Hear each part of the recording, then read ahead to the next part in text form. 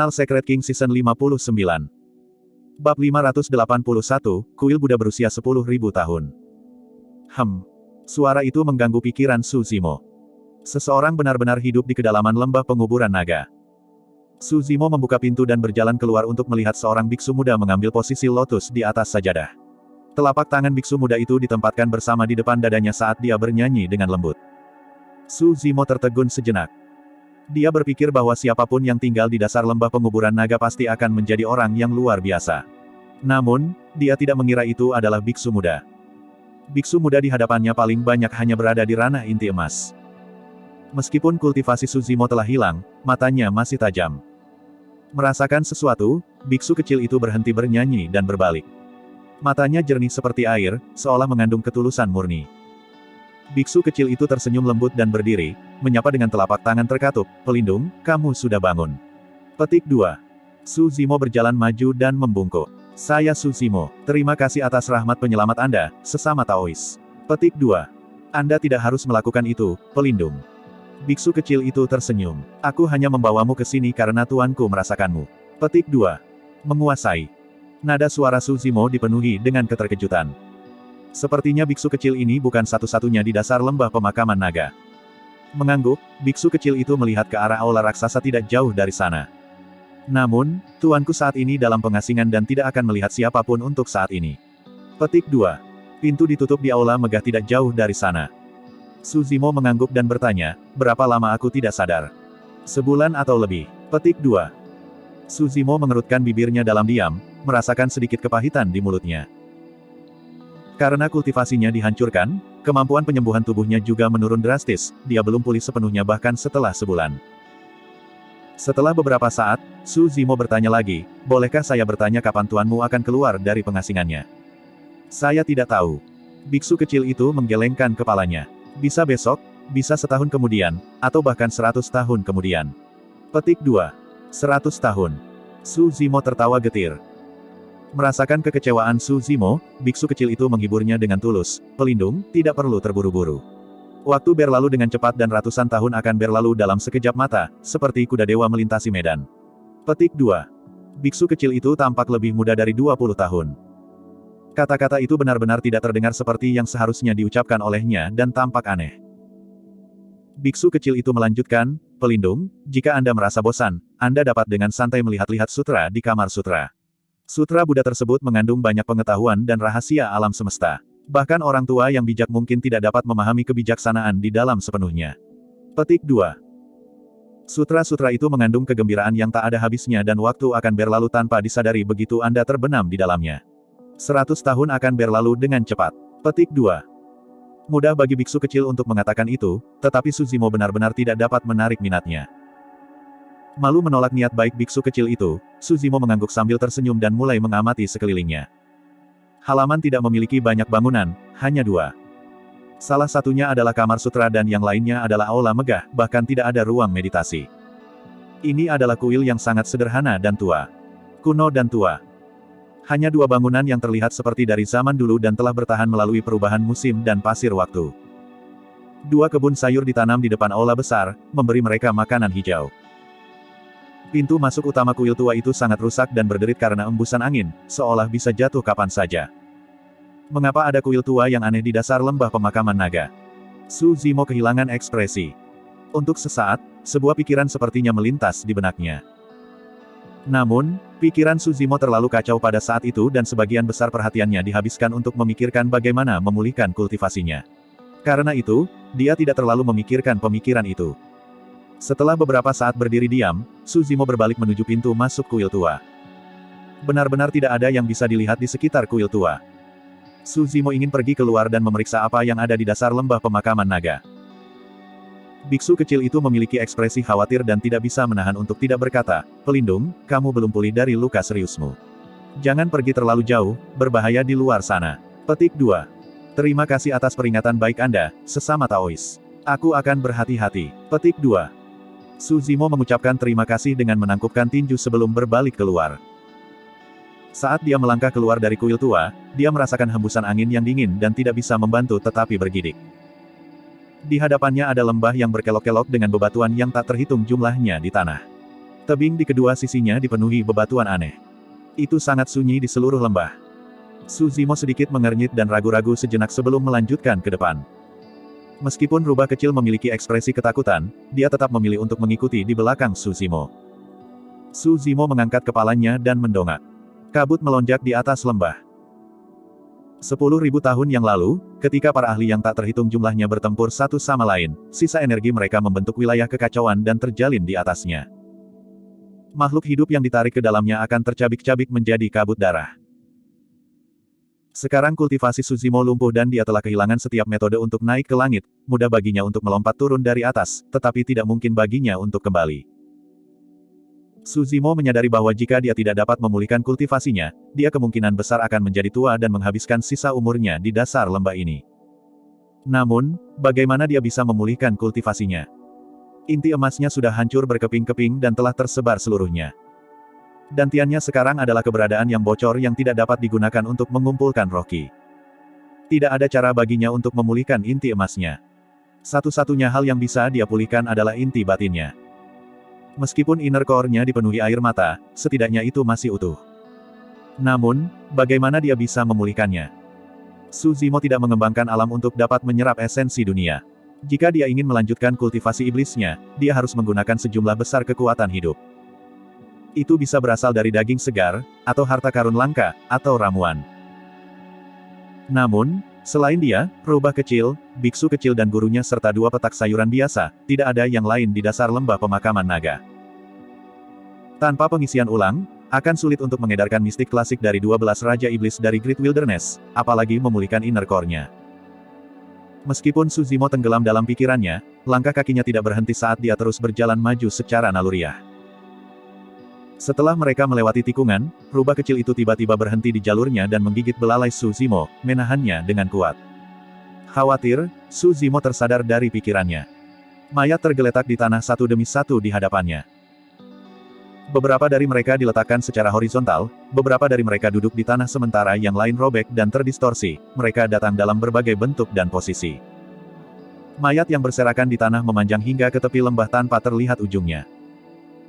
Suzimo menyadari bahwa mayat-mayat ini seharusnya dikubur di sini di lembah selama bencana 10.000 tahun yang lalu. Meskipun 10.000 tahun telah berlalu, mayat-mayat itu masih asli dan tidak menunjukkan tanda-tanda pembusukan. Faktanya, Suzimo melihat tubuh yang sempurna di antara mayat-mayat itu. Seberapa menakutkan ahli itu ketika dia masih hidup. Ini adalah orang-orang yang tubuhnya tidak membusuk setelah 10.000 tahun. Tiba-tiba, Suzimo merasakan kilatan cahaya merah dari sudut matanya dan berbalik untuk melihat secara naluriah. Pupil matanya mengerut dengan cepat dan rambutnya berdiri tegak. Beberapa tetes darah segar berceceran di dinding di sekelilingnya. Suzimo hanya melirik sekilas dan merasakan rasa sakit yang menusuk menembus matanya, bola matanya terasa seperti akan meledak. Pakar mana yang memiliki darah itu sehingga menjadi menakutkan ini? Bahkan setelah 10.000 tahun, darah yang terciprat hampir membunuh Suzimo. Saat itu, dia merasakan perasaan bahaya yang sangat besar tersentak ke dalam pikirannya. Bab 582, Menghantui. Angin kencang bertiup tanpa peringatan. 10 kaki jauhnya, hantu muncul satu demi satu, menghasilkan wajah mengancam yang menghilang secepat kemunculannya. Suzimo merasakan jantungnya berdetak kencang saat dia tiba-tiba teringat sesuatu. Prajurit dunia lain yang terbentuk di reruntuhan kian besar hanyalah pasukan tentara kekaisaran yang terkubur di masa lalu. Namun, orang macam apa yang dimakamkan di lembah pemakaman naga? Ini adalah orang-orang yang tubuhnya tidak membusuk setelah 10.000 tahun. Mereka adalah orang-orang yang darahnya berceceran di dinding memiliki kekuatan luar biasa. Prajurit dunia lain yang dibentuk oleh tentara kekaisaran itu cukup untuk melawan Golden Core. Jika demikian, seberapa menakutkan roh pendendam yang menghantui dari para ahli yang jatuh di sini? Cepat, ayo pergi. Suzimo berteriak pelan dan memeluk rubah kecil itu, berbalik dari arah asalnya. Syukurlah, mereka tidak jauh dari kuil tua. Dia bisa kembali ke dalamnya dalam puluhan napas dengan semburan penuh dari tubuhnya. Ada tikungan di depan. Meskipun Suzimo telah terganggu di sepanjang jalan, dia samar-samar dapat mengingat bahwa ini adalah satu-satunya tikungan yang dia belok. Dengan kata lain, dia akan bisa melihat kuil tua begitu dia berbalik arah. Namun, setelah menyingkir, Suzimo berhenti di jalurnya secara naluriah. Tidak ada kuil tua di hadapannya. Sebaliknya, ada mayat yang dipasang seperti gunung. Tidak jauh dari sana, aliran darah yang lengket mengalir, menghalangi jalan ke depan dengan bau darah yang memuakkan. Wajah-wajah menakutkan mengapung di permukaan sungai dengan senyuman sinis. Su Zimo menyipitkan matanya dan memfokuskan pandangannya. Pemandangan di depannya masih belum hilang. Sebaliknya, mayat-mayat itu menjadi hidup satu demi satu. Mereka berjuang dan berdiri dengan daging busuk tergantung di tubuh mereka. Perlahan, bergoyang, mereka terhuyung-huyung menuju Su Zimo dengan bau yang menjijikkan. Sepasang senjata menonjol satu demi satu dari sungai darah di depan juga. Banyak orang bersimbah darah merangkak ke pantai dan menyeringai cerah dengan mata merah. Su Zimo merasa menggigil di punggungnya dan keringat dingin membasahi dahinya.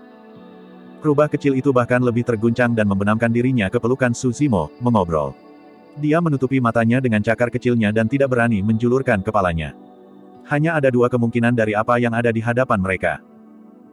Pertama, itu berarti kamar sutra dan biksu kecil yang dia lihat sebelumnya adalah ilusi dan tidak ada kuil tua di dasar lembah pemakaman naga sama sekali. Kedua, dia tidak meninggalkan tempatnya semula. Dengan benar, dia akan melihat kuil tua yang tidak diketahui begitu dia berbalik arah. Tapi sekarang, Su Zimo telah berlari sepanjang jalan dan tidak beristirahat sama sekali. Dia jelas merasa bahwa dia telah berbelok, namun, alih-alih jejak kuil tua, dia bertemu dengan gunung mayat dan sungai darah yang memiliki aura jahat yang sangat deras. Kedua kemungkinan itu tampak tidak optimis baginya. Kemungkinan pertama berarti ada keberadaan yang sangat menakutkan di sini yang bisa menyihir kelima inderanya dan menyulap ilusi di hadapannya. Kamar sutra, kuil tua, dan biksu kecil semuanya palsu. Lembah pemakaman naga terbentuk 10.000 tahun yang lalu, bagaimana mungkin ada kuil tua di dasarnya? Satu-satunya hal yang diyakini Su Zimo adalah mata biksu kecil itu yang jernih seperti air. Mata itu sama sekali tidak mungkin palsu. Kemungkinan kedua adalah Su Zimo menemukan apa yang dikenal di alam fana sebagai dinding hantu. Dia merasa bahwa dia telah berlari ke depan tanpa henti tanpa istirahat sama sekali. Pada kenyataannya, dia sama sekali tidak meninggalkan tempat itu. Ada hantu jahat yang membutakan kelima inderanya dengan menggunakan kekuatan Dharma tertinggi, menyebabkan dia berlari berputar-putar setelah kehilangan arahnya. Tiba-tiba, Su Zimo merasa ada sesuatu yang menghembuskan nafas ke belakang lehernya. Set. Seketika, rambutnya berdiri. Tanpa berpikir, matanya bersinar terang saat dia menamparkan secara terbalik. Piak. Tinjunya terbang di udara dengan suara yang tajam. Tidak ada orang di belakangnya. Su Zimo menarik napas dalam-dalam. Saat dia hendak berbalik, dia menemukan bahwa ada seorang wanita dengan rambut acak-acakan berdiri tidak jauh dari sana, mengenakan blus putih dengan noda darah di atasnya. Punggung wanita itu menghadapnya dan wajahnya tidak bisa dilihat saat dia berdiri di sana tanpa bergerak. Keberadaan apapun di dasar lembah pemakaman naga pasti jauh lebih menakutkan daripada yang ada di reruntuhan kian besar. Prajurit dunia lain di reruntuhan itu tidak berwujud. Su Zimo tidak tahu betapa menakutkannya wanita ini di kehidupan sebelumnya atau seberapa besar balas dendam yang dia pegang, tetapi ki jahatnya telah terwujud menjadi daging yang sebenarnya. Bahkan jika Su Zimo berada pada kondisi puncaknya, akan sulit baginya untuk melarikan diri dari kematian jika dia menemukan keberadaan ini, apalagi fakta bahwa budidayanya sudah lumpuh sekarang.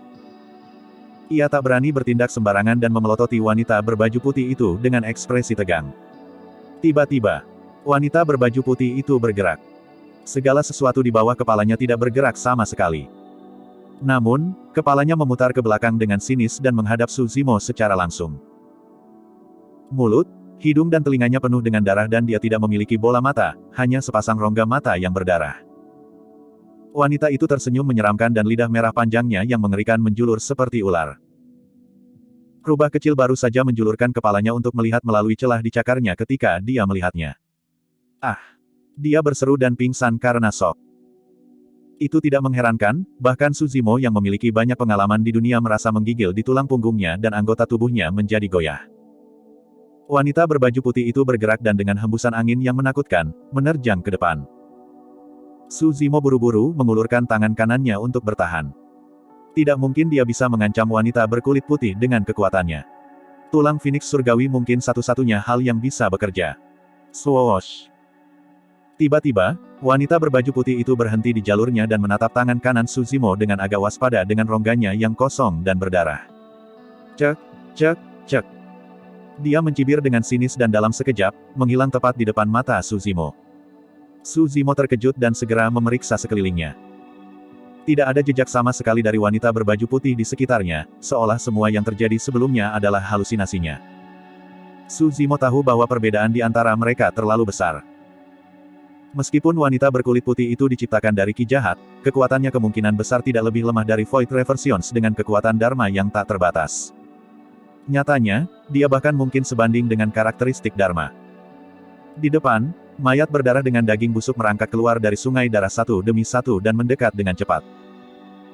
Sosok berlumuran darah tiba-tiba menerjang dengan wajah mengancam, membuka mulutnya untuk mencoba dan menggigit leher Su Zimo. Su Zimo memutar tangan kanannya dan menggunakannya seperti belati, menusukkannya ke sosok berlumuran darah. Sing! Api melonjak. Tanpa membuat satu suara pun, sosok berlumuran darah itu dilalap api terang. Mayat lain dan sosok berlumuran darah buru-buru berhenti di jalur mereka. Mereka adalah entitas yang jahat dan hal yang paling mereka takuti adalah petir dan api. Secara alami, mereka bisa merasakan kekuatan menakutkan yang tersembunyi di tulang Phoenix surgawi. Meski begitu, mayat dan sosok berlumuran darah menolak untuk pergi, hanya berdiri tidak jauh untuk menonton Su Zimo dengan tatapan batu dan ludah yang menetes perlahan dari mulut mereka. Pada saat itu, sosok putih muncul diam-diam di belakang Su Zimo dan secara bertahap terwujud. Itu adalah wanita berkulit putih yang hilang sebelumnya. Wanita berbaju putih menjilat bibirnya dan kilatan merah muncul di rongga cekungannya. Dia mengulurkan telapak tangan kerangkanya yang bersinar dingin di ujung jarinya perlahan ke arah atas kepala Su Zimo. Bab 583, Sutra. Tiba-tiba, suara bahasa Sanskerta bergema di seluruh lembah, memiliki kekuatan bangsawan misterius yang gemetar. Om, Ma, Ni, Pa, Mi, Hom. Setiap kata Sanskerta yang diucapkan menyebabkan getaran yang luar biasa bergema melalui ruang hampa. Mayat dan sosok berlumuran darah yang awalnya di depan Su Zimo lenyap seluruhnya. Tidak ada gunung atau mayat, juga tidak ada sungai darah. Semuanya hanyalah ilusi. Satu-satunya hal yang nyata adalah telapak tangan kerangka putih menyeramkan yang melayang di atas kepala Su Zimo. Tidak jauh dari situ, seorang biksu kecil melangkah perlahan. Meskipun dia di usia muda, dia bermartabat dalam cara Dharma saat dia menatap ke belakang Su Zimo dengan dua cahaya surgawi bersinar dari matanya. Dia memegang seuntai manik-manik Buddha di tangan kanannya dan melafalkan bahasa Sanskerta tanpa henti. Ada tempat duduk lotus di telapak tangan kirinya yang memancarkan cahaya misterius. Saat biksu kecil itu berjalan, ilusi yang awalnya ada di garis Su Zimo menghilang dan jurang yang berkelok-kelok muncul kembali. Dia berdiri di tikungan di lembah dan kuil tua yang sudah rusak itu tidak jauh dari situ. Ketika wanita berbaju putih melihat biksu kecil itu, ekspresinya tiba-tiba berubah menjadi tidak tenang. Rongga berdarah di wajahnya menatap ke tempat duduk lotus di tangan biksu kecil itu dengan ragu-ragu, tampak berhati-hati. Makhluk jahat, tunggu apa lagi? Meninggalkan. Biksu kecil itu berteriak ringan dengan ekspresi tegas. Dia mengangkat tangan kirinya dan mendorong tempat duduk lotus dengan lembut ke arah wanita berbaju putih itu. Kursi teratai melayang di udara. Satu demi satu, kelopak bunga teratai putih bersih terbuka dari dalam keluar, lapis demi lapis. Saat teratai mekar, tempat duduk teratai mengeluarkan aura yang sangat menakutkan. Ah! Wanita berbaju putih itu menjerit dan berubah menjadi asap, melarikan diri jauh dan menghilang dalam sekejap mata. Biksu kecil itu bergegas maju dan menyingkirkan tempat duduk lotus sebelum menarik lengan baju Su Zimo, berbisik, "Pelindung, cepat, ayo pergi." Saat dia mengatakan itu, biksu kecil itu berbalik dan berlari kembali menuju kuil tua. Jantung Su Zimo berdegup kencang dan mengikutinya. Untungnya, mereka tidak terlalu jauh dari kuil tua dan mereka berdua kembali ke sana dalam waktu puluhan tarikan napas. Biksu kecil itu hanya menghela nafas lega setelah berbalik untuk menutup pintu utama. Terima kasih atas anugerah penyelamat Anda, sesama Taois, Su Zimo membungkuk dan mengungkapkan terima kasihnya. Biksu kecil itu melepaskannya sambil tersenyum. Tidak masalah, pelindung. Itu hanya hak saya. Petik 2. Siapa nama Anda, sesama Taois? Su Zimo bertanya. Biksu kecil itu menjawab, saya Ming Zhen. Petik 2. Ming Zhen, Ming Zhen. Su Zimo bergumam lembut 2 kali. Kemurnian, kejujuran dan ketulusan. Itulah kesan yang diberikan biksu kecil itu kepada Su Zimo. Semuanya benar-benar diwujudkan oleh karakter, Zen, 1, dalam namanya. Entitas jahat di luar sangat ganas dan memiliki kekuatan Dharma tertinggi. Aku juga bukan tandingan mereka. Ming Zhen menjelaskan, hantu jahat sebelumnya hanya berbalik untuk melarikan diri karena dia waspada dengan tempat duduk lotus ini, mengira bahwa tuanku telah muncul. Jika kami telah menunggunya untuk menyadari apa yang terjadi, kami akan dikutuk. Petik 2. Merasa agak bersalah, Su Zimo berkata, aku baru saja ceroboh dan hampir melibatkanmu. Petik 2. Budidaya selama 8 tahun dihancurkan dalam semalam dan dia telah berubah menjadi makhluk fana dari monster nomor 1 yang menjelma dalam sejarah. Orang lain juga akan kesulitan menerima kekalahan dan kejatuhan seperti itu. Sebelumnya, ketika dia meninggalkan kuil tua, sebagian karena penasaran untuk melihat apa yang ada di luar. Bagian lain dari itu benar-benar karena dia merenung secara internal. Dia benar-benar sangat menderita secara mental. Ming Zhen sepertinya bisa merasakan masalah yang dihadapi Su Zimo. Sebenarnya, tidak akan ada bahaya selama kamu tidak keluar dari tempat ini. Meskipun halaman ini tidak besar, Anda dapat bergerak bebas di dalamnya, pelindung. Sutra di kamar sutra juga gratis untuk Anda baca. Petik 2. Pada saat itu, kami mungkin dapat berbagi pemahaman kami dan mengeksplorasi kedalaman Buddhisme bersama-sama. Petik 2. Berhenti sejenak, seolah-olah teringat sesuatu, Ming Zhen buru-buru mengingatkan, benar, juga, jangan pernah pergi ke halaman belakang aula besar. Setelah mengatakan itu, Ming Zhen mencibir lehernya dengan ekspresi ketakutan, seolah-olah dia baru saja memikirkan sesuatu yang menakutkan. Su Zimo sangat penasaran. Terhadap hantu jahat yang mengancam dengan kekuatan Dharma yang deras sebelumnya, Ming Zhen tegas tanpa rasa takut. Namun, mengapa dia mengungkapkan ekspresi seperti itu saat menyebutkan halaman belakang? Apa yang ada di halaman belakang yang menyebabkan Ming Zhen sangat berhati-hati? Selanjutnya, Su Zimo memperhatikan sesuatu. Sebelumnya ketika dia ingin keluar, Ming Zhen hanya mengingatkannya bahwa di luar berbahaya dan dia tidak boleh pergi jauh. Tapi sekarang, Ming Zhen memperingatkan Su Zimo dengan keyakinan ekstrim untuk tidak pergi ke halaman belakang aula besar. Su Zimo mengangguk. Dia benar-benar tidak ingin memberi Ming Zhen masalah apapun. Setelah Ming Zhen memberikan pengingatnya, dia kembali ke sajadahnya dan mengeluarkan buku kuno tebal dari sebelumnya, membukanya dengan hati-hati untuk melanjutkan membaca. Rubah kecil secara bertahap terjaga selama periode waktu ini. Namun, karena keterkejutan yang dia terima, dia bersikeras untuk tetap berada di pelukan Su Zimo dan menolak untuk pergi kemanapun. Setelah melihat-lihat, Ming Zhen sepertinya mengingat sesuatu dan menyerahkan Su Zimo buku kuno di tangannya dengan tulus. Pelindung, jika Anda tidak tahu sutra untuk memulai, bagaimana dengan ini? Anda pasti akan mendapat banyak manfaat. Petik 2. Sutra ini memiliki rahasia alam semesta dan Anda akan memperoleh kesadaran yang berbeda dengan setiap bacaan baru darinya. Sungguh menakjubkan. Petik 2. Su Zimo tertawa getir di dalam hati. Saat ini, dia tidak punya mood sama sekali. Bahkan jika kultivasinya masih ada, dia tidak akan mampu bertahan untuk memahami sutra yang sulit ini. Su Zimo menolak. Cedera saya belum sembuh jadi saya tidak bisa kelelahan mental. Anda bisa membacanya dulu. Petik 2. Ming Zhen tidak percaya sepenuhnya dan bertanya dengan agak bingung, membaca sutra, bersujud kepada Buddha dan memahami Dao adalah hal yang paling menyenangkan di dunia. Bagaimana bisa melelahkan secara mental? Petik 2. Menggelengkan kepalanya, Ming Zhen sepertinya tidak mengerti kata-kata Su Zimo. Ketika dia melihat semangat Ming Zhen, Su Zimo merasa malu dan bertanya, apa nama buku kuno itu?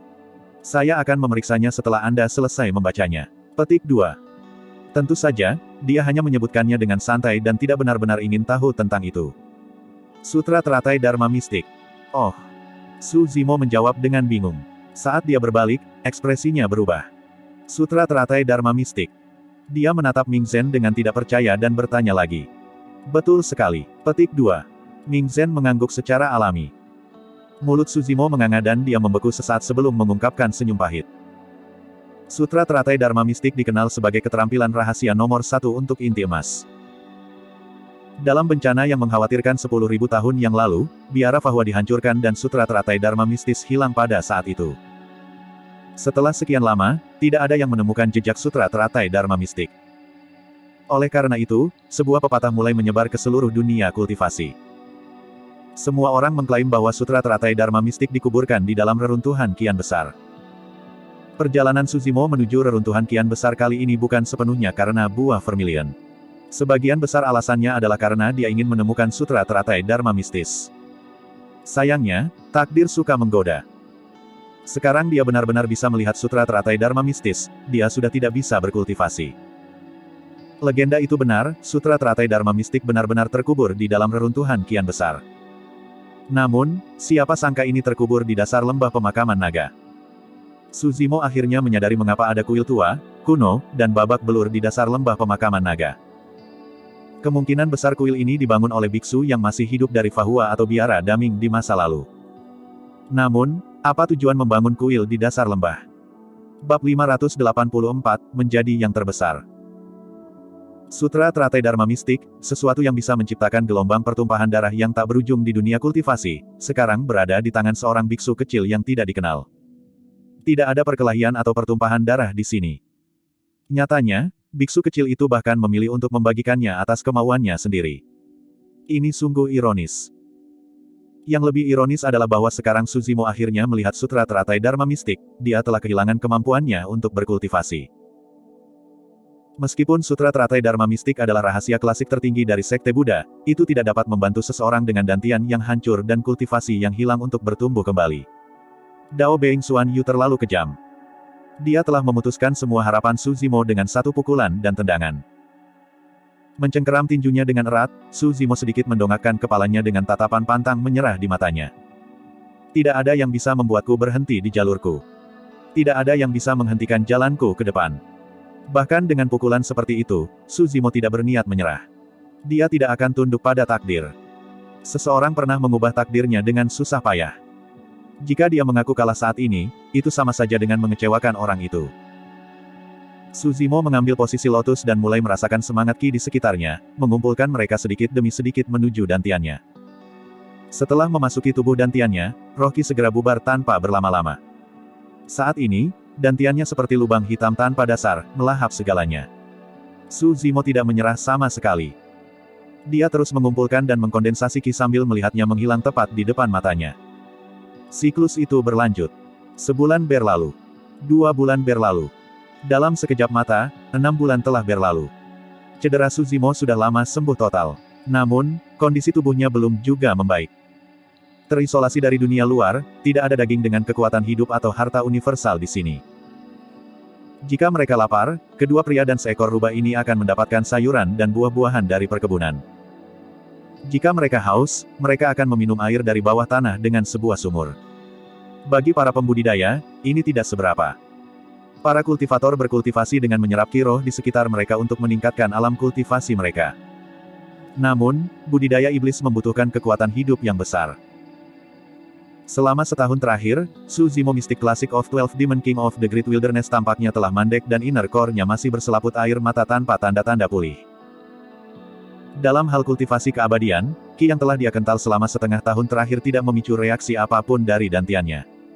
Dantiannya masih kosong dan hampa. Tentu saja, setengah tahun Suzimo juga tidak sia-sia. Ada banyak rahasia klasik Sekte Buddha yang berserakan di Kamar Sutra. Yang mengejutkan, dia menyadari bahwa dia sebenarnya bisa memahami sutra-sutra yang awalnya kering dan tidak bisa dipahami ini. Seolah-olah dia telah tercerahkan. Waktu berlalu dengan cepat dan dalam sekejap mata, 6 bulan lagi berlalu. Suzimo sudah berada di dasar lembah pemakaman naga selama hampir setahun sekarang. Inti batinnya tidak menunjukkan tanda-tanda pemulihan dalam 1 tahun ini. Dantian di perutnya juga seperti rawa air yang tenang, mati tanpa ada gejolak padanya. Tatapan Suzimo tidak lagi setegas dan tak tergoyahkan seperti sebelumnya. Apakah dia akan terus berkultivasi seperti ini dengan bodoh? Kapan keajaiban akhirnya terjadi? Setelah memikirkan di halaman, Suzimo membuat keputusan dan membuka penyimpanannya, mengambil 10.000 tahun buah vermilion darinya. Buah vermilion berwarna merah cerah dan berkilau, memancarkan energi yang membara. Buah vermilion 10.000 tahun telah menyerap terlalu banyak darah dari terlalu banyak orang. Bukan hanya generasi muda dari wilayah utara, bahkan ada ratusan jiwa baru lahir yang mati. Menghirup udara dalam-dalam, Suzimo melahap buah vermilion dalam satu suap dan mengambil posisi lotus, mengalami perubahan di tubuhnya. Buah vermilion mengandung kekuatan hidup yang luar biasa. Kekuatan kehidupan berubah menjadi topan dahsyat yang berdesir di seluruh tubuhnya, menembus garis darah, daging, tulang, tendon, dan organ. Suzimo menenangkan diri, mengarahkan topan yang merajalela menuju dantiannya. Biasanya, kekuatan buah vermilion sudah cukup untuk membantu inti emas memajukan satu ranah kecil. Dengan kata lain, jika itu adalah inti emas tahap akhir yang melahap buah vermilion, dia akan bisa mencapai alam inti emas segera dan hanya akan setengah langkah dari alam jiwa baru lahir. Suzimo tidak bermimpi bahwa dia akan dapat memulihkan kultivasinya.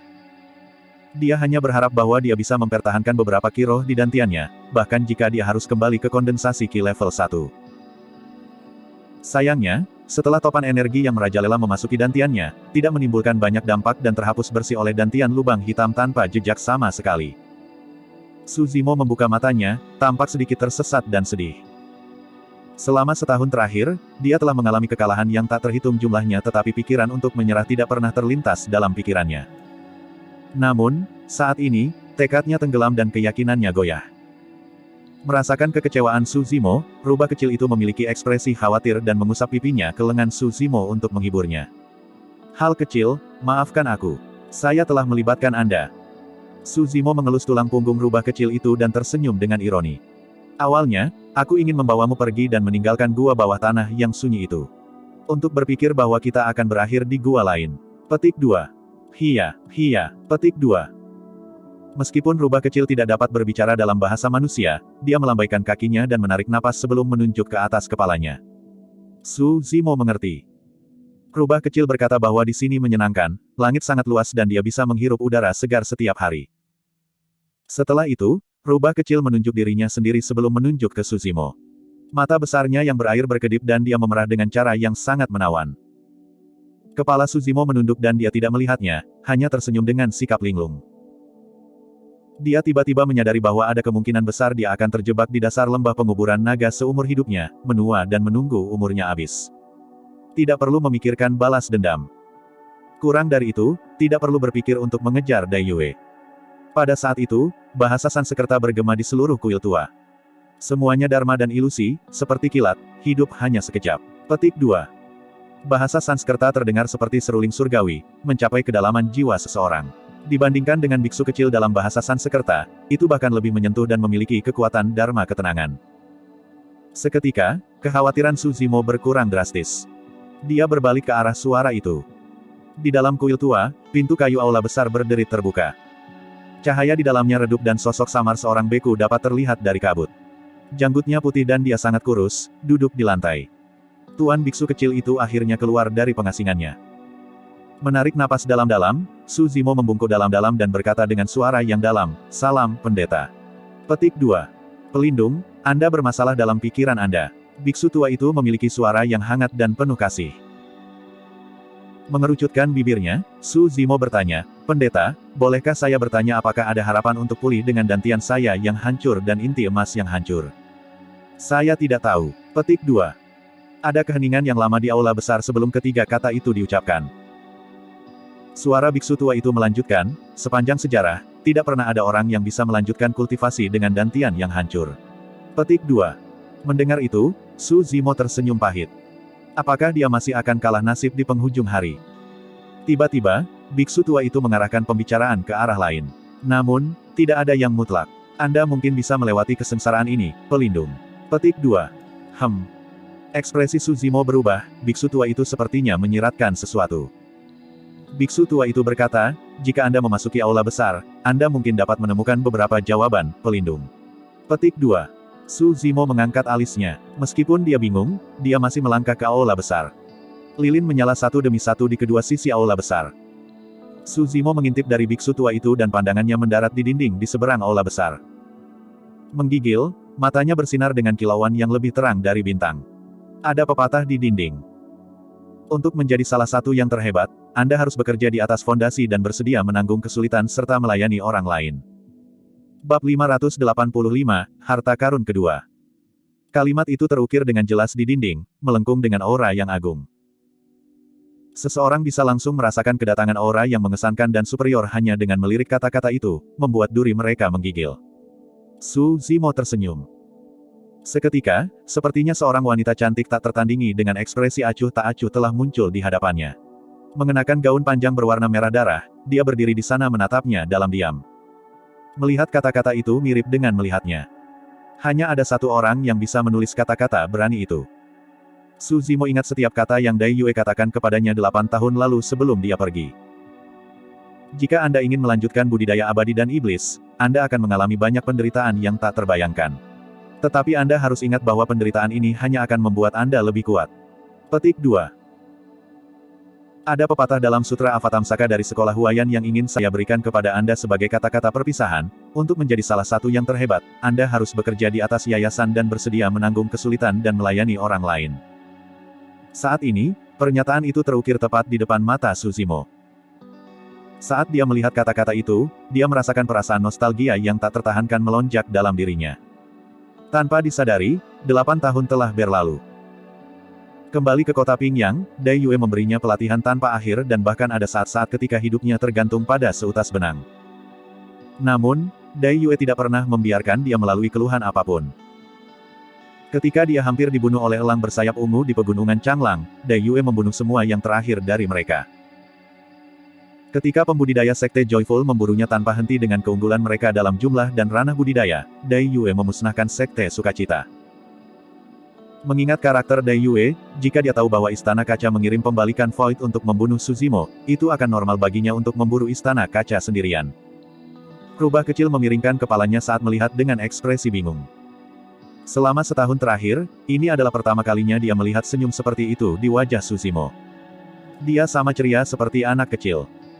Ekspresi biksu tua itu tidak berubah, tapi ada secercah cahaya di matanya yang kabur itu.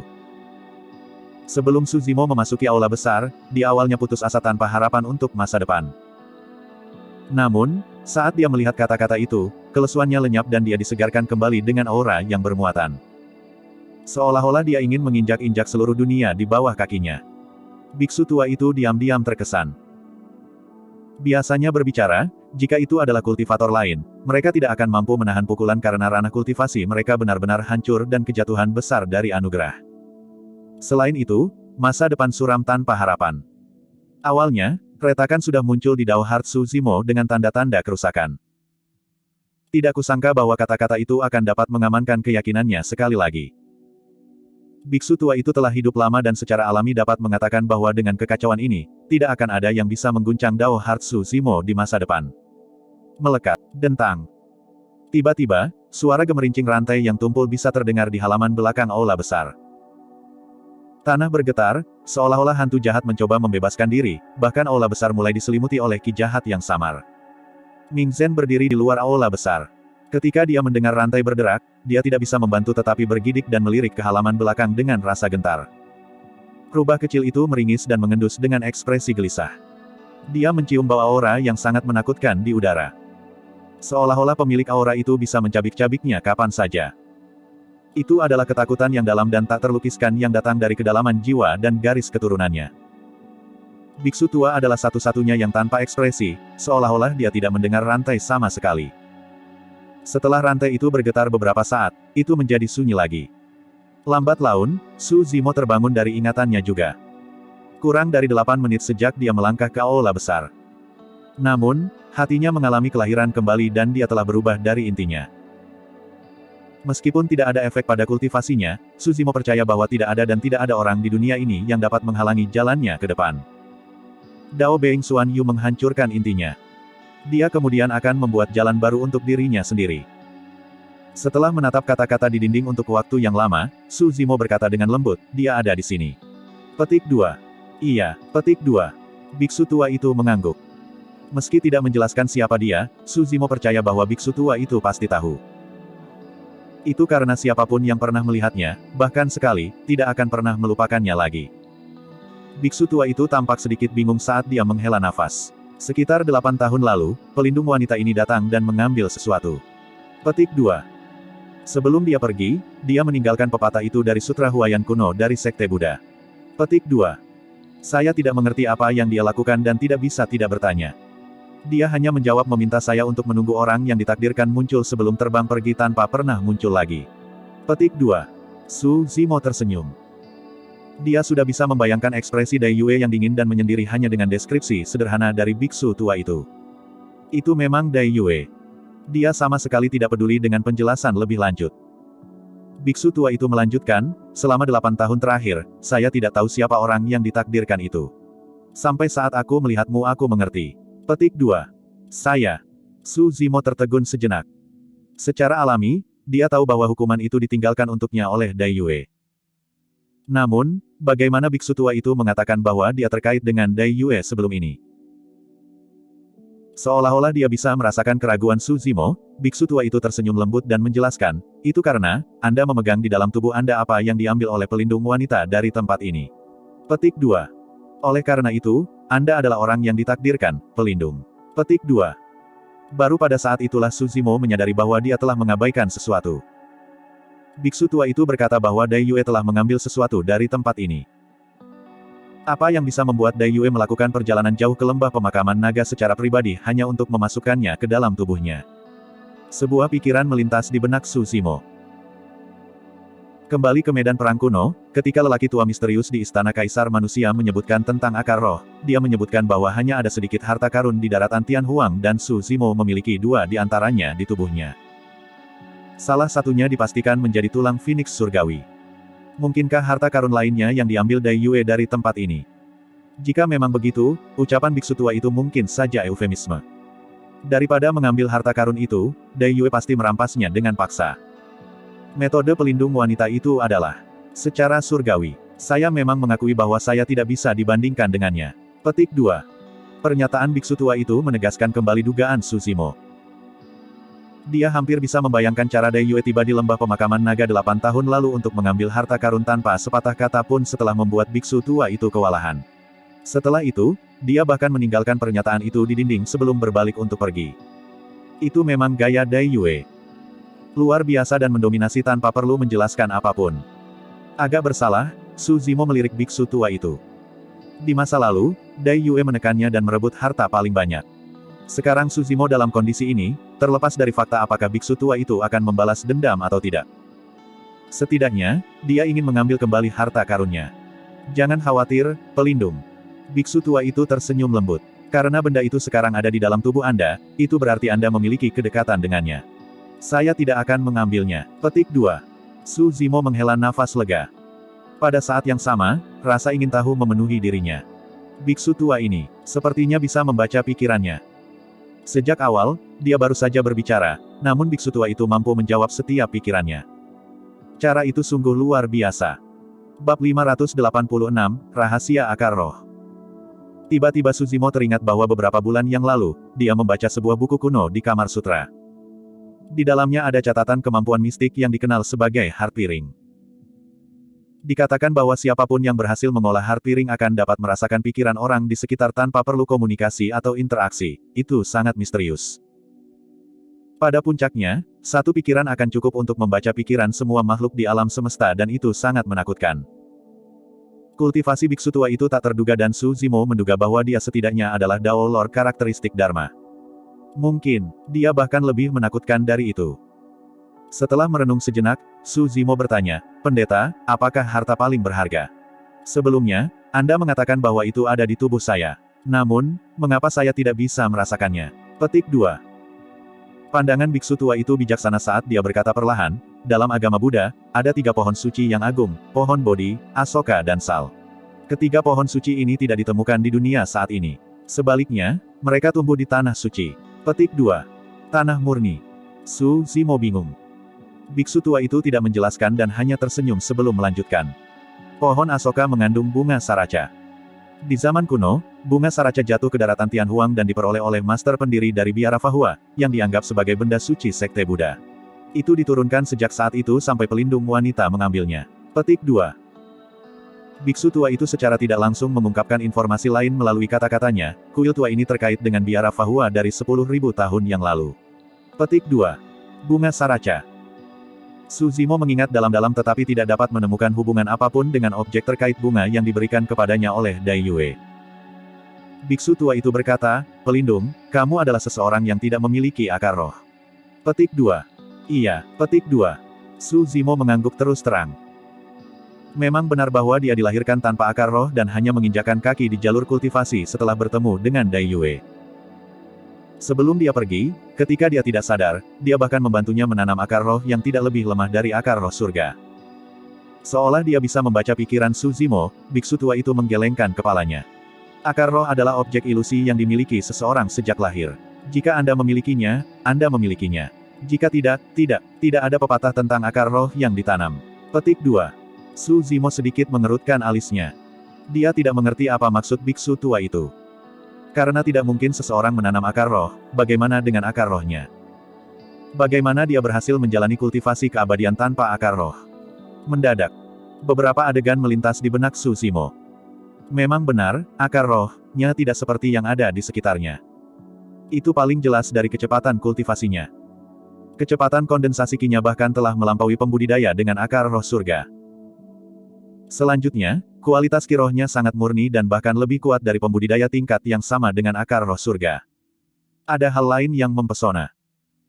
Kembali ketika dia bergabung dengan Ethereal Peak dan melewati gerbang pengujian roh, dia jelas merasakan perlawanan yang kuat dari gerbang.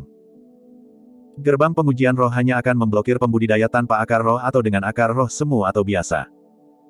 Saat itu, Su Zimo sangat marah dan mendorong melalui penghalang gerbang batu dengan kekerasan.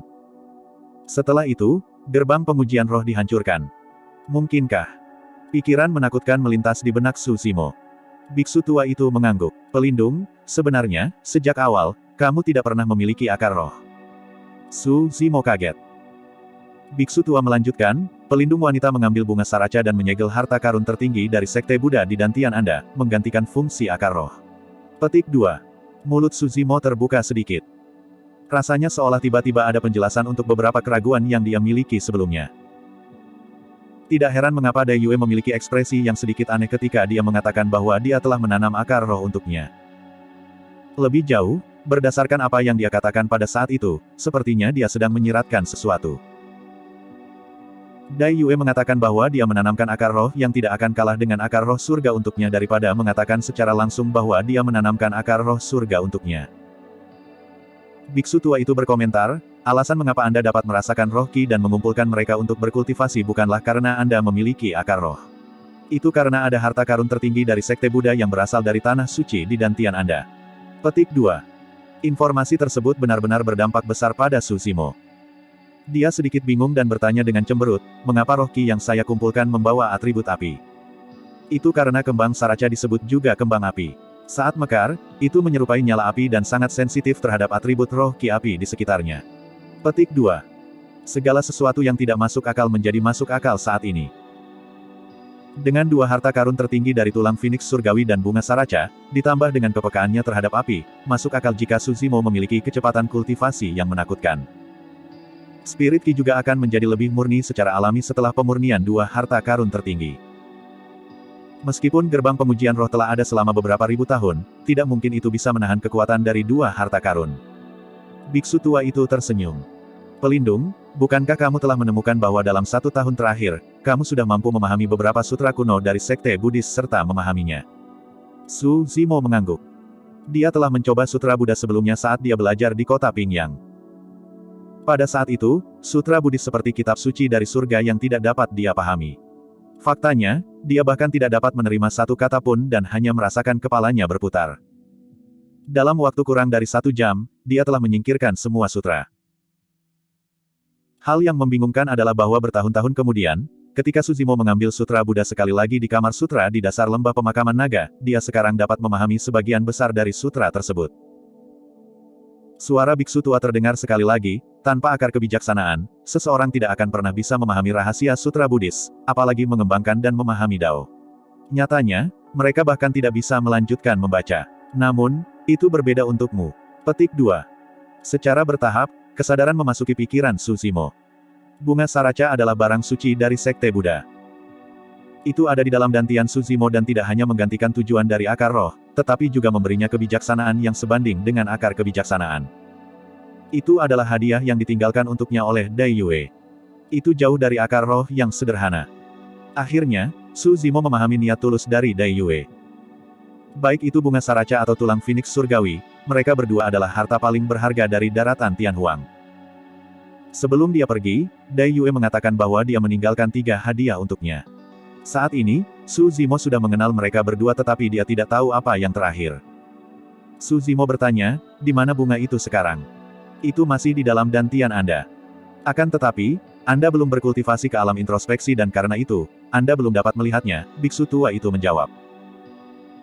Setelah berhenti sejenak, dia melanjutkan, sebelumnya, saya berkata bahwa tidak pernah ada orang dalam sejarah yang bisa berkultivasi setelah kultivasi mereka lumpuh. Itu memang benar. Saya tidak tahu bagaimana saya harus menyelesaikan penderitaan Anda juga. Petik 2. Namun, pelindung wanita itu telah melalui upaya yang telaten untuk menyegel bunga saraca di dantian Anda sambil meninggalkan pernyataan itu di sini. Saya menduga, pasti ada makna yang lebih dalam dari itu. Petik 2. Su Zimo mengangguk. Sebenarnya, ketika dia melihat pernyataan yang ditinggalkan oleh Dai Yue, Su Zimo telah memutuskan bahwa dia akan berkultivasi dengan damai di dasar lembah pemakaman naga mulai dari sini. Untuk menjadi salah satu yang terhebat, Anda harus bekerja di atas fondasi dan bersedia menanggung kesulitan serta melayani orang lain. Itu adalah kesengsaraannya. Dia harus menanggungnya. Pasti akan datang suatu hari ketika dia akan menjadi yang terbesar dan menerobos cakrawala ke-9 surga, muncul kembali di alam fana untuk mengejutkan semua makhluk hidup. Bab 587, Asal-usul Manik Buddha. Biksu tua itu menunjuk ke samping dan berkata, di Kamar Sutra, ada karya klasik yang ditinggalkan dari biara Fahua dan Daming. Lihatlah lebih banyak dan Anda mungkin bisa mendapatkan sesuatu dari mereka. Petik 2. Su Zimo mengangguk. Baik Fahua dan biara Daming adalah faksi teratas yang sebanding dengan sekte super saat ini seperti 9 sekte abadi dan 7 sekte iblis, jelas seberapa dalam fondasi mereka berjalan.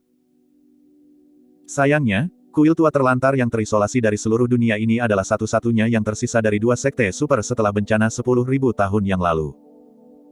Seluruh dunia kultivasi bahkan tidak tahu tentang keberadaan kuil tua ini di dasar lembah pemakaman naga. Meskipun biksu tua hanya menyebutkannya dengan santai, Su Zimo tahu dengan jelas di dalam hatinya bahwa ada banyak keterampilan rahasia Fahua dan biara Daming dalam buku-buku kuno ini. Misalnya, sutra teratai Dharma mistik dianggap oleh dunia luar telah hilang. Siapa yang menyangka bahwa sutra yang dikenal sebagai keterampilan rahasia nomor 1 untuk inti emas ini akan ditemukan di dasar lembah pemakaman naga? Siapa yang mengira bahwa ini akan berada di tangan seorang biksu muda dan dapat dibaca kapan saja? Tidak sulit untuk membayangkan bahwa dampak yang disebabkan oleh munculnya sutra teratai Dharma mistik akan jauh lebih menakutkan daripada buah vermilion. Saat itu akan terjadi badai darah. Paragon dari wilayah utara bukanlah satu-satunya yang terlibat. Bahkan semua paragon dari seluruh daratan Tianhuang akan tergerak dan menjadi gila karenanya. Lebih jauh lagi, sutra teratai Dharma mistik bukanlah satu-satunya, ada banyak sutra lain yang serupa dengannya di Kamar Sutra. Perpustakaan yang tampaknya babak belur itu sebenarnya adalah harta karun yang sangat besar. Itu setara dengan warisan 2 sekte super yang ditempatkan tepat di depan mata Su Zimo. Satu-satunya belas kasihan adalah kultivasinya lumpuh dan dia tidak punya cara untuk mengumpulkan Qi. Jika dia bisa memadatkan Qi, sekarang akan ada warisan sekte Buddha di tubuhnya juga, di atas warisan keabadian dan iblis Tao. Saat Su Zimo merenung, biksu tua itu sepertinya telah memikirkan sesuatu dan ekspresinya berubah menjadi sedih. Dia menghela nafas, berkata, setelah malapetaka saat itu, biara Fahua dan biara Daming tidak ada lagi dan telah hanyut oleh pasir waktu. Semua orang dari masa lalu sudah pergi dan sekarang, hanya aku yang tersisa. Petik 2. Kata-kata biksu tua itu membawa kesepian yang menyayat hati. Su Zimo mau tidak mau bertanya, Senior, apakah Anda dan pendeta Taois Ming Zen satu-satunya di kuil tua ini? Setelah hening sejenak, biksu tua itu mengangguk. Hanya kita berdua yang ada di sini. Petik 2. Melekat. Dentang. Saat dia mengatakan itu, suara rantai berderak terdengar dari halaman belakang sekali lagi. Itu membosankan dan kuat, seolah-olah ada sesuatu yang berjuang berulang kali. Jantung Su Zimo berdegup kencang. Rubah kecil itu terguncang dan bergegas di sepanjang lengan Su Zimo ke dalam pelukannya untuk bersembunyi. Ekspresi biksu tua itu tidak berubah dan tidak ada emosi di matanya yang lapuk, seolah-olah dia tidak bisa mendengar suara rantai di halaman belakang. Su Zimo berangsur-angsur lega saat melihat betapa tenangnya biksu tua itu. Namun, dia benar-benar penasaran dengan apa yang ada di balik suara rantai yang datang dari halaman belakang. Mengapa Ming Zen sangat ingin menghindarinya? Biksu tua itu menyela pikiran Su Zimo dan tiba-tiba bertanya, aku bisa merasakan aura sekte Buddha yang berputar di sekitarmu yang bukan dari bunga saraca. Apakah Anda pernah mengembangkan teknik sekte Buddha sebelumnya? Petik 2. Teknik sekte Buddha, mungkinkah? Su Zimo membeku sesaat sebelum matanya bersinar dengan kilatan kesadaran. Dia mengumpulkan Qi perlahan-lahan dan memanfaatkan contoh roh Qi memasuki tubuhnya untuk membuka tas penyimpanannya, mengambil Buddha bed seukuran lengkeng. Manik Buddha sudah sangat tua dan meskipun terbuat dari kayu, tidak ada tanda-tanda korosi. Pola yang terukir di atasnya masih sangat jelas. Dia telah memperoleh Buddha bed itu secara tidak sengaja ketika dia terjebak dengan penyihir Ji di peti batu di masa lalu. Su Zimo berkata dengan suara yang dalam, aku berhasil mengembangkan seni roh yang sangat kuat yang dikenal sebagai segel penindasan iblis berkat Buddha bed ini. Deviant Suppression Seal adalah satu-satunya hal yang dia kembangkan yang berasal dari sekte Buddha. Saat dia mengeluarkan Buddha bed, Su Zimo akhirnya mengerti sesuatu. Dia mengerti mengapa dia bisa memahami segel penindasan iblis yang begitu kuat hanya dengan satu Buddha Bed. Itu bukan karena dia memiliki potensi yang menakutkan, itu karena keberadaan bunga saraca, benda suci dari sekte Buddha, memungkinkan dia untuk memiliki akar kebijaksanaan Buddha yang murni. Hai, petik 2. Saat dia melihat Buddha Bed, biksu tua itu menghela nafas lembut dan dia menjadi sedikit emosional.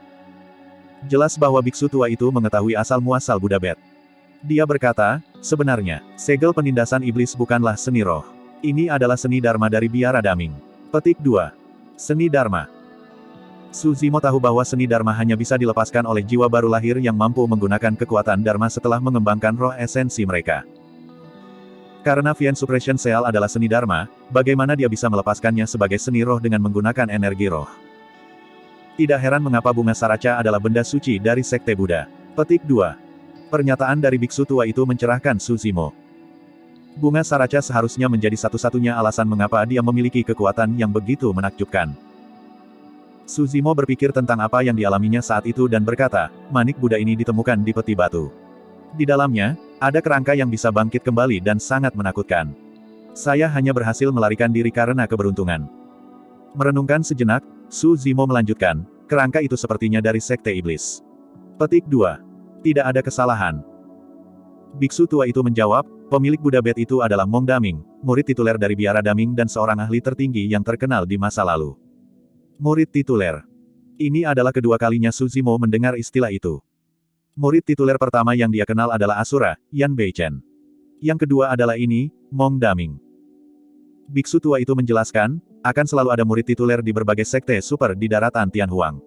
Selain itu, hanya ada satu dari mereka. Semua murid tituler adalah orang-orang dengan potensi terbesar di antara paragon sekte, yang memiliki rekam jejak paling bagus dan yang memiliki kekuatan tempur paling menakutkan. Petik 2. Murid tituler tidak ditentukan oleh alam kultivasi mereka, tetapi semuanya memiliki kartu truf yang tak terhitung jumlahnya dan kemampuan paling mendasar bagi mereka adalah membunuh di atas level mereka. Biasanya berbicara, seseorang hanya mendapatkan hak untuk menjadi murid tituler setelah maju ke ranah pembalikan void. Petik 2. Pada saat itu, Su Zimo mengerti. Dengan kata lain, para murid tituler adalah yang terkuat di antara paragon dari sekte super.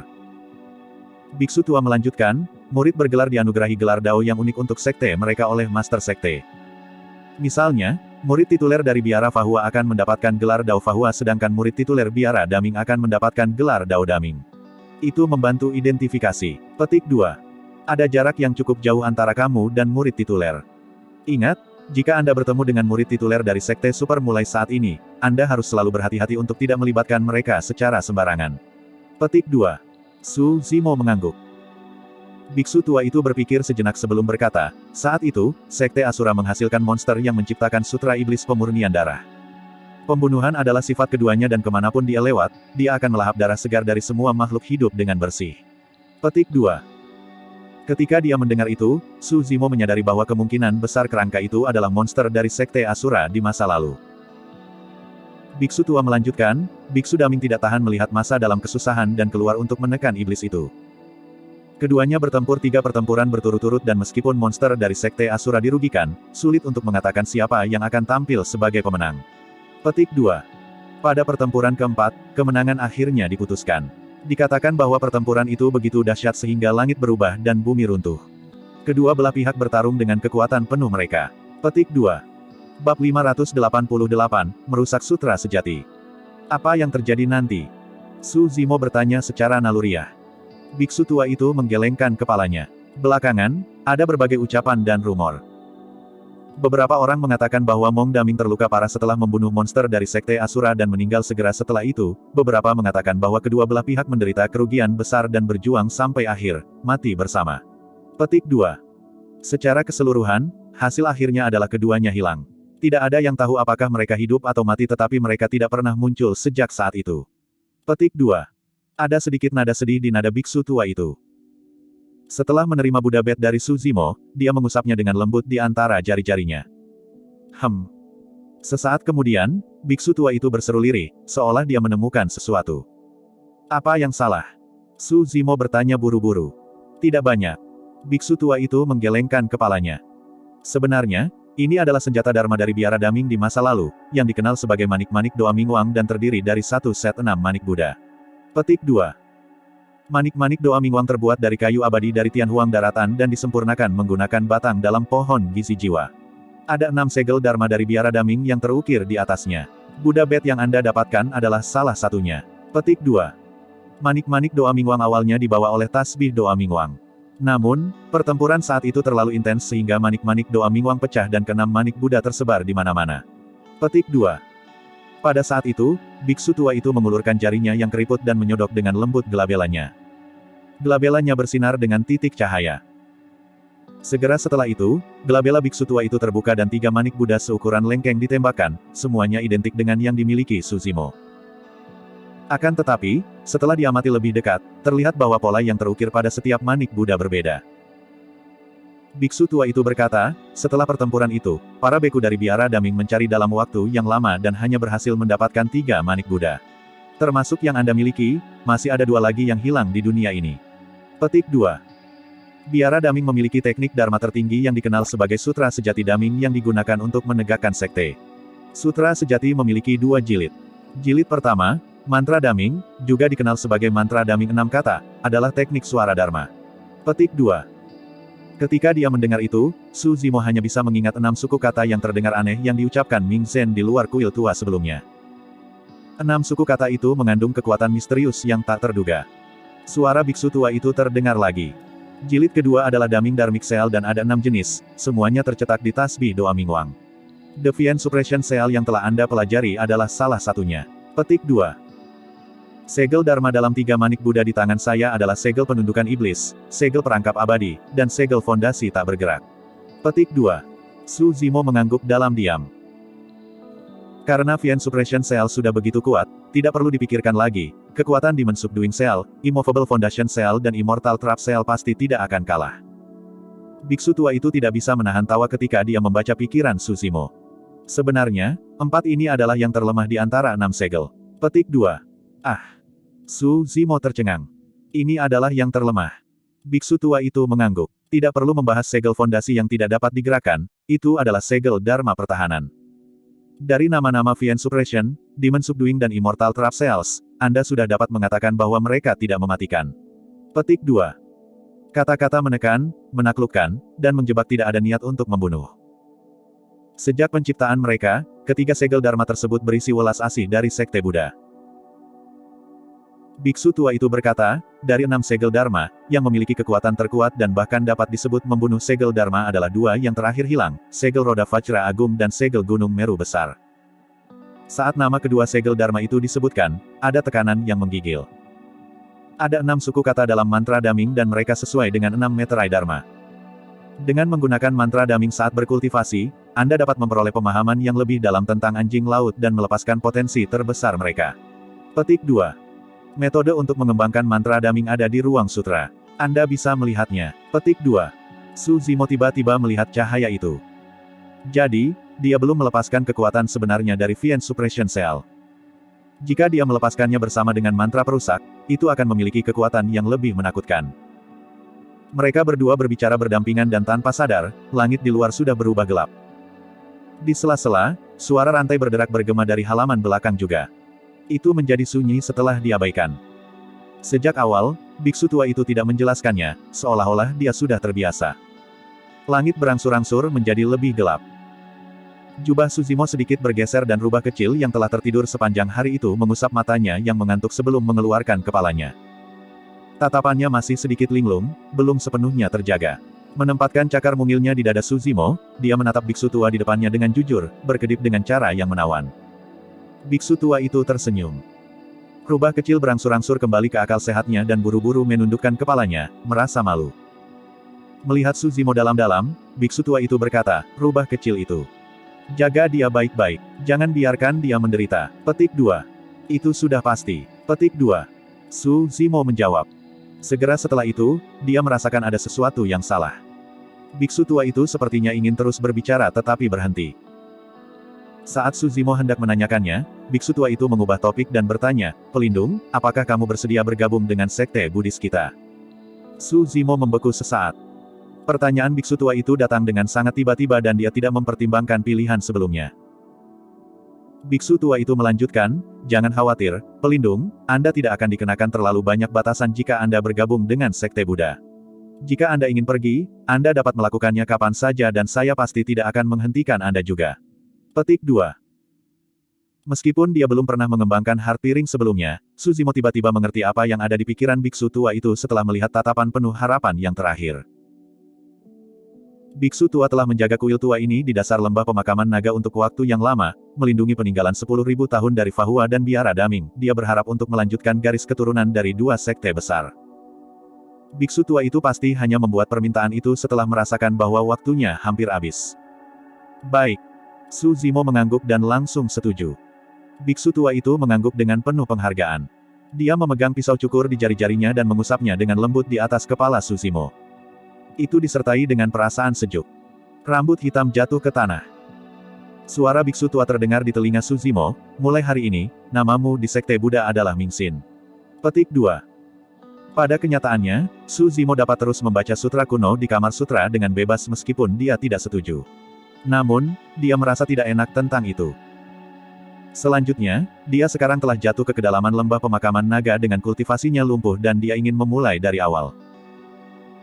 Pencukuran rambut hitamnya melambangkan potongan dari masa lalunya. Untuk saat ini, dia akan meninggalkan identitasnya sebagai Suzimo, melupakan kejayaannya di masa lalu. Mulai hari ini dan seterusnya, dia akan berkultivasi di dasar lembah pemakaman naga dengan sepenuh hati sampai dia bisa bangkit sekali lagi. Biksu tua itu mengambil seutas benang yang hampir transparan dari tas penyimpanannya dan menyatukan 4 manik Buddha di tangannya menjadi satu set tasbih. Meskipun 2 manik Buddha hilang dari manik-manik doa Mingwang ini, mereka masih berguna dan dapat membantu Anda menghindari deteksi dari roh esensi jiwa yang baru lahir dan pembalikan kekosongan. Ambillah sebagai hadiah selamat datang karena Anda menerima saya sebagai tuan Anda. Petik 2. Suzimo menyatukan kedua telapak tangannya dan membungkuk dalam-dalam. Hadiah ini terlalu berharga. Meskipun ada 2 manik Buddha yang hilang, itu masih merupakan senjata Dharma yang menghubungkan di masa lalu. Terlepas dari kekuatan manik-manik doa Mingwang saja, bahkan 4 segel Dharma lebih dari cukup untuk membuat banyak pembudidaya tergila-gila pada mereka. Selanjutnya, fakta bahwa itu mampu memblokir roh esens berarti bahwa rahasia di dalam tubuh Suzimo tidak akan ditemukan. Situasi sebelumnya dari dirinya yang sebenarnya diekspos oleh Demon Revealing Mirror tidak akan pernah terjadi lagi.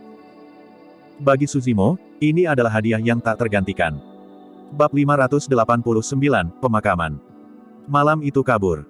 Itu sunyi di halaman kuil tua. Cahaya bulan berkilauan dan bulan bulat tercermin di permukaan air di sumur tua. Tak lama kemudian, bayangan seorang biksu muncul. Dia tidak tua, di usia 20-an, dan memiliki fitur elegan dengan mata yang bahkan lebih jernih dari permukaan air. Suzimo menatap bayangannya di air dan tersenyum. Mingxin, Mingxin. Apakah dia ingin saya melihat hati saya dengan jelas dan mengidentifikasi sifat asli saya? Suzimo bergumam pelan. Pada saat itu, dia tidak tahu kemana biksu tua itu pergi sedangkan Mingxin sudah pergi tidur. Telinganya dipenuhi dengan suara katak yang parau dan jangkrik yang berkicau. Rubah kecil berbaring di samping sumur dalam tidur nyenyak dan tiba-tiba, Suzimo menyadari bahwa pikirannya berada dalam keadaan ketenangan yang tak tertandingi. Pikirannya telah menerima baptisan yang belum pernah terjadi sebelumnya di dasar lembah pemakaman naga yang terisolasi dari seluruh dunia. Dia telah berjuang selama 8 tahun terakhir. Dan sekarang, dia akhirnya berhenti. Itu seperti konsolidasi, kembali ke keadaan aslinya. Menatap bulan bundar di atas kepalanya, Suzimo tidak bisa membantu tetapi mengingat malam itu 8 tahun lalu. Dai Yue mengenakan gaun panjang merah tua dan berdiri di bawah kelopak bunga sakura yang berjatuhan. Berjemur di bawah sinar bulan, dia bertanya dengan lembut, apakah Anda ingin berkultivasi? Selama 8 tahun terakhir, Suzimo telah membudidayakan klasik mistik dari 12 Raja Iblis dari alam liar setiap malam. Sekarang inti batinnya hancur dan dia tidak memiliki cukup energi untuk menyediakannya. Kultivasi mistik klasik dari 12 Raja Iblis dari Great Wilderness harus berhenti untuk sementara waktu. Suzimo benar-benar tidak terbiasa dengan itu. Dia merasa hampa secara internal. Tiba-tiba, dia mendengar suara mengejek bergema di telinganya. Anak, apakah Anda sedang memikirkan cara memperbaiki inti dalam? Hehehe. Suzimo terkejut. Suara itu datang tanpa peringatan dan sangat asing, itu bukan milik biksu tua atau Mingxin. Secara naluriah, Suzimo melihat ke arah rubah kecil di samping. Dia masih tertidur lelap, jelas, dia belum mendengar suara itu. Dia satu-satunya yang mendengar suara tiba-tiba itu. Dengan ekspresi muram, Su Zimo melihat sekeliling, bersiap untuk memperingatkan biksu tua dan kecil itu kapan saja. Hehehe, jangan repot-repot mencari aku, nak. Anda tidak dapat melihat saya. Petik 2. Suara itu terdengar sekali lagi tidak menentu sehingga arahnya tidak dapat ditentukan, seolah-olah bersembunyi di sudut sambil menertawakan Su Zimo. Kali ini, Su Zimo menjadi tenang dan mencibir secara internal. Orang ini sedang bermain game bersembunyi di kegelapan, selama dia mengabaikannya, pihak lain pasti akan kehilangan kesabarannya. Nak, aku punya cara untuk membantumu memperbaiki inti batinmu. Jika Anda ingin mengetahuinya, datanglah ke halaman belakang di belakang aula besar. Petik 2. Memang, pemilik suara itu mengungkapkan niatnya. Halaman belakang di belakang aula besar. Su Zimo sedikit mengerutkan alisnya. Sebelumnya, sering kali ada suara rantai berat yang berderak sesekali dari halaman belakang, seolah-olah ada sesuatu yang terjebak di sana dan sangat membuat frustrasi. Aneh. Pandangan skeptis melintas di mata Su Zimo saat berpikir, guru berkata bahwa dia dan guru adalah satu-satunya di kuil tua ini. Lalu, orang ini di halaman belakang. Petik 2. Tiba-tiba, ekspresi Su Zimo berubah dan dia memikirkan kemungkinan. Keberadaan di halaman belakang mungkin bukan manusia, tapi hantu jahat. Itu akan mirip dengan wanita berkulit putih yang dia temui di luar kuil tua. Itulah alasan mengapa biksu tua itu berkata bahwa dia dan Ming Zhen adalah satu-satunya orang di kuil tua itu. Itu karena keberadaan di halaman belakang bukanlah manusia. Ming Zhen sangat ketakutan dan biksu tua itu sangat berhati-hati sehingga dia tidak akan menyebutkan apa-apa tentang ini. Sepertinya hantu jahat itu tidak lemah. Apakah Anda ingin memperbaiki inti batin Anda atau tidak? Untuk apa Anda membuang-buang waktu? Cepat dan cari aku di halaman belakang. Suara hantu jahat itu bergema lagi, sepertinya tidak sabar. Su Zimo secara alami ingin memperbaiki inti batinnya. Namun, dia benar-benar tidak bisa mempercayai hantu jahat.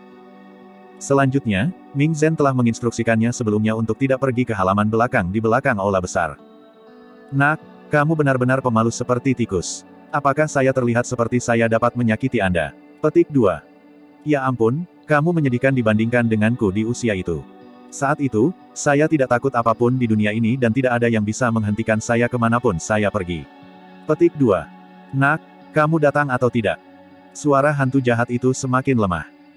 Su Zimo menutup matanya dan beristirahat, dia tidak bergerak sepanjang waktu. Setelah hening beberapa saat, hantu jahat itu tiba-tiba berkata, tidakkah kamu ingin tahu apa yang wanita berjubah merah tua itu lakukan ketika dia datang ke sini 8 tahun yang lalu? Saya menyaksikan semuanya secara pribadi, hehe. Petik 2. Su Zimo tergerak dan membuka matanya. Wanita berjubah merah tua yang dimaksud oleh hantu jahat itu jelas adalah Dai Yue. Seolah merasakan perubahan emosi Su Zimo, hantu jahat itu berkomentar dengan gembira, jika kamu ingin tahu, datanglah ke halaman belakang aula besar.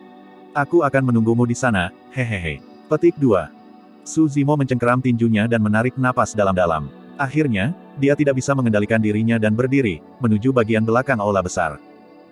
Dia tidak ingin ketinggalan informasi apapun tentang Dai Yue. Baik itu asli atau palsu. Berbalik di aula tua dan megah, Su Zimo tiba di halaman belakang dan berhenti di jalurnya.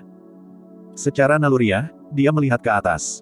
Mulutnya tidak bisa membantu tetapi menganga saat dia menunjukkan ekspresi keterkejutan yang dalam di matanya. Halaman belakang aula besar adalah kuburan yang sangat besar yang tidak memiliki batas. Satu demi satu, batu nisan tinggi berdiri tegak dengan ukiran yang jelas terukir di atasnya. Dao Lord Tianyi dari makam biara Fahua. Petik 2. Dao Lord Fuyan makam biara Daming. Petik 2. Sosok perkasa makam biara Fahua, Yu Ze. Petik 2. Sosok perkasa makam biara Daming Suyun. Petik 2. Makam Panglima tertinggi Kekaisaran, sosok perkasa Han Fei. Petik 2. Petik 2. Batu nisan itu padat dan dikemas di atas kuburan masing-masing. Ada kesedihan yang luar biasa di kuburan. Mereka yang dimakamkan di sini setidaknya adalah Dao Lord karakteristik Dharma. Su Zimo bahkan telah menyaksikan cukup banyak tokoh perkasa tubuh gabungan. Su Zimo memfokuskan pandangannya ke batu nisan lain. Makam Patriark Biara Daming Hong Guang. Itu adalah makam Patriark Mahayana. Leluhur Mahayana hampir seperti ahli puncak dari daratan Tianhuang. Untuk berpikir bahwa dia akan dimakamkan di kuburan ini juga. Saat Su Zimo meratapi, tatapannya secara naluriah jatuh ke tengah kuburan. Ada kuburan sederhana di tengahnya. Jika tidak diperhatikan, itu hanya akan tampak seperti benjolan kecil di lumpur. Namun, gundukan lumpur kecil itu tampak seperti sedang melihat ke bawah ke seluruh kuburan. Tidak ada batu nisan lain yang berjarak 100 meter di sekitar gundukan lumpur kecil. Di atas kuburan adalah tablet kayu yang bengkok. Hanya ada dua kata yang tertulis di papan kayu itu. Kaisar Dharma. Kedua kata itu sepertinya memiliki kekuatan misterius. Ekspresi Suzimo berubah drastis dan dia merasakan dadanya sesak. Bahkan, dia bahkan mundur beberapa langkah tak terkendali. Itu adalah makam seorang kaisar. Sebuah kalimat bergema tanpa henti dan diintensifkan dalam pikiran Suzimo.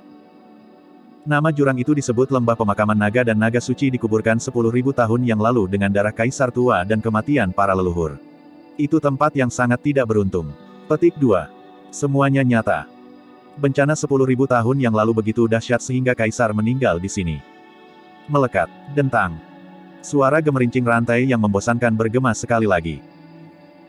Di balik batu nisan dan kuburan yang tak terhitung jumlahnya, di bawah cahaya bulan yang kabur, sesosok yang perkasa dan tinggi berdiri dari tanah perlahan. Dia memiliki aura yang sangat deras dan sepertinya kepalanya akan menembus lubang di cakrawala di atas. Bab 590, Hantu Kepala Merah. Itu adalah pria kekar dengan rambut dan pakaian acak-acakan. Rambutnya merah, seperti nyala api, dan wajahnya kasar. Dia menatap Suzimo dengan tatapan cerah sebelum menyeringai menjadi senyum sinis. Lengan, kaki, tubuh, dan leher pria kekar itu diikat oleh rantai logam tebal yang berkarat. Saat pria kekar itu berdiri, rantai itu bergetar tanpa henti. Hal yang paling menakutkan adalah dua dari rantai itu menembus tulang selangka pria kekar itu. Cahaya bulan sangat pucat. Tanah diletakkan dengan kuburan dan batu nisan di sekelilingnya. Fakta bahwa ada seorang pria kekar dengan ki yang begitu jahat berdiri di pemakaman ini semakin membuktikan dugaan awal Suzimo. Ini adalah hantu jahat yang sangat menakutkan. Pria kekar itu menaksir Suzimo beberapa kali dengan tatapannya dan kilatan di matanya semakin kuat, seolah dia telah menemukan sesuatu yang menarik.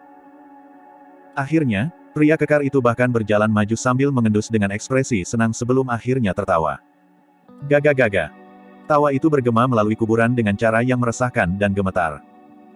Suzimo dapat melihat dengan jelas bahwa rantai pada pria kekar itu semuanya dipaku ke kedalaman tanah, menjebaknya di tengah-tengah kuburan. Selama pria kekar itu bergerak, rantai di tubuhnya akan mengencang. Suzimo merasa lega. Meskipun hantu jahat itu menakutkan, selama tidak bisa mendekatinya, dia tidak bisa berbuat apa-apa. Nak, kamu benar-benar pemalu. Untuk apa kau bersembunyi sejauh ini?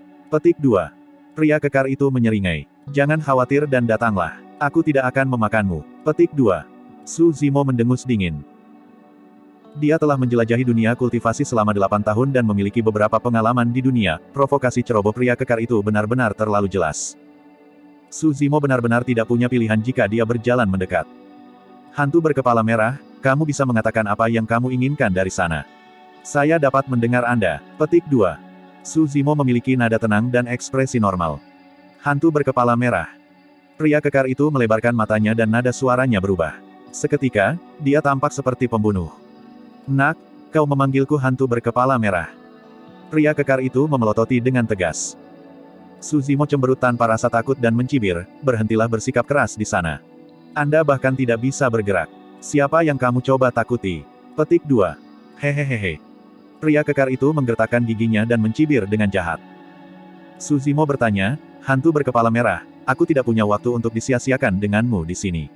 Apa yang kamu ketahui tentang wanita berjubah merah dari 8 tahun lalu? Petik 2. Saat menyebut wanita berjubah merah tua, ekspresi pria kekar itu berubah sedikit dan sedikit ketakutan melintas di kedalaman matanya. Segera setelah itu, dia mengungkapkan ekspresi sombong.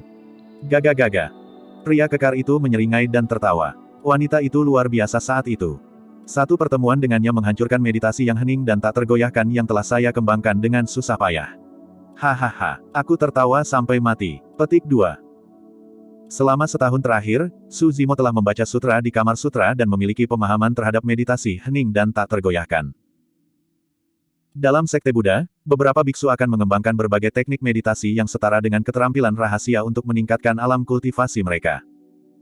Semakin ketat persyaratan teknik meditasi, semakin besar kemajuan dalam kekuatan mereka. Misalnya, teknik meditasi diam dari sekte Buddhis juga dikenal sebagai diam atau dilarang berbicara. Sederhananya, seseorang tidak boleh berbicara. Umat Buddha menganggap bahwa siklus reinkarnasi massa disebabkan oleh karma yang terkumpul oleh tubuh, mulut, dan niat mereka. Teknik meditasi hening dimaksudkan bagi mereka untuk mengurangi karma yang mereka peroleh dari berbicara dan meningkatkan kultivasi mereka sejak saat itu. Teknik meditasi tak tergoyahkan tidak mengacu pada gerakan fisik mereka, tetapi pada niat mereka. Mereka tidak boleh memiliki pikiran liar untuk mengurangi karma niat mereka. Kedua teknik meditasi tersebut sangat sulit untuk dikembangkan. Su Zimo tidak menyangka biksu tua dari kuil tua ini akan memilih untuk mengembangkan kedua teknik meditasi pada saat yang bersamaan. Kurang dari itu, dia tidak menyangka Dai Yue akan mematahkan kedua teknik meditasi biksu tua itu secara langsung. Pria kekar itu melanjutkan, ketika wanita itu tiba di sini saat itu, dia menerobos ke aula besar yang megah tanpa sepatah kata pun dan mengambil bunga saraca suci dari sekte Buddha yang dipajang di atas sebelum berbalik untuk pergi. Petik 2. Biksu tua itu secara alami menolak untuk mengizinkannya melakukannya dan mencoba menghentikannya. Tapi pada akhirnya, dia dikirim terbang dengan satu tamparan dari wanita itu. Haha. Pada titik itu, pria kekar itu sepertinya mengingat peristiwa hari itu dan tidak bisa menahan tawa, menyebabkan rantai di tubuhnya berderak tanpa henti. Jika bukan karena belenggu rantai, pria kekar itu bahkan bisa melompat kegirangan. Su Zimo berkeringat hanya karena mendengarnya. Dai Yue benar-benar terlalu buas. Pria kekar itu melanjutkan, orang tua itu terkejut dengan tamparan itu dan lupa tentang kultivasi pengasingannya untuk meditasi diam. Ketika dia melihat wanita itu akan pergi, dia merangkak dari tanah dan berkata, "Pelindung wanita, tolong tunggu." Hahaha. Su Zimo tampak agak malu. Dia ingin tertawa juga. Namun, dia sekarang adalah bagian dari sekte Buddha dan biksu tua itu dianggap sebagai gurunya. Dia tidak bisa tertawa. Karena itu, dia hanya bisa berdiri di tempat dan menahan dirinya dengan bibir yang terkatup rapat. Dia jelas mengalami kesulitan menahan diri saat wajahnya memerah seperti warna merah tomat. Pria kekar itu benar-benar tak terbendung ketika dia berbicara tentang semua yang terjadi 8 tahun lalu, terus mengoceh. Su Zimo mendengarkan dengan tenang di samping. Seolah-olah dia bisa melihat semua yang digambarkan terjadi tepat di depan matanya. Saat dia berbicara, pria kekar itu tiba-tiba meratap dan menghela nafas. Ini semua berkat wanita itu, jika tidak, aku. Tiba-tiba, dia berhenti berbicara sepenuhnya. Su Zimo mengerutkan kening. Pria kekar itu jelas menyembunyikan sesuatu alih-alih melanjutkan. Tepat ketika Su Zimo akan bertanya tentang itu, pria kekar itu mengubah topik dan berbicara tentang betapa agung dan kuatnya dia di masa lalu, membanjiri segala sesuatu di jalannya. Pria kekar itu membutuhkan waktu 1 jam penuh hanya untuk membicarakan pertempuran pertamanya setelah menginjakan kaki ke dunia luar. Dia begitu bersemangat sampai air liurnya berterbangan kemana-mana dan terlebih lagi. Dia bahkan belum habis. Tidak kusangka hantu berkepala merah ini begitu banyak bicara. Petik 2. Su Zimo menjadi semakin tidak sabar saat dia mendengarkan. Terlepas dari segala sesuatu tentang Dai Yue, dia tidak lagi tertarik pada semua yang dikatakan pria kekar itu nanti. Su Zimo tidak bisa membantu tetapi menyela, "Hantu berkepala merah, Anda menyebutkan sebelumnya bahwa Anda memiliki cara untuk membantu saya memperbaiki inti batin saya." Betul sekali. Petik 2. Pria kekar itu mengangguk sebelum memelototi Su Zimo. "Jangan ganggu aku. Tunggu sampai aku selesai bicara. Apa terburu-buru?" Petik 2. "Saya tidak tertarik." Petik 2. Su Zimo mendengus dingin sebelum berbalik untuk pergi. Melekat. Dentang. Tiba-tiba, suara rantai berderak bergema di belakangnya. Kali ini, mereka terdengar agak aneh. Su Zimo berbalik secara naluriah. Pandangan tunggal itu hampir membuatnya takut. Tempat di mana pria kekar itu awalnya dirantai sekarang kosong. Hanya ada serangkaian rantai yang masih tergeletak di tanah. Ini. Su Zimo benar-benar bingung. Tiba-tiba, dia merasakan bayangan berkedip di atas kepalanya dan otot-otot di belakang lehernya menegang, dia diangkat oleh lengan yang kuat dan besar. Namun, yang menakutkan adalah dia tidak bisa bergerak sama sekali. Setelah itu, suara pria kekar itu terdengar lagi. "Biar ku beritahu, rantai itu hanya untuk pertunjukan. Apa menurutmu aku bisa ditahan oleh beberapa rantai logam berkarat?" Petik 2. "Menurutmu siapa aku dulu? Aku sudah menunggu lama sekali di dasar lembah ini. Sekarang seseorang akhirnya di sini untuk berbicara dengan saya, kemana Anda mencoba untuk pergi?" Petik 2. "Awalnya, ada seorang biksu kecil yang cukup baik dan sering datang menemani saya. Kemudian, saya tidak tahu apa yang terjadi tapi dia tidak pernah muncul lagi." Petik 2. Su Zimo merasa kepalanya akan meledak dengan semut yang tak terhitung jumlahnya merangkak di atasnya. Dia akhirnya mengerti mengapa Ming Zhen begitu ketakutan dan memerintahkannya untuk tidak datang ke halaman belakang aula besar. Pada saat yang sama, di kamar sutra, Ming Zhen meletakkan kedua telapak tangannya dengan ekspresi simpatik dan menghela nafas. Saudara muda Ming Xin, semoga berhasil.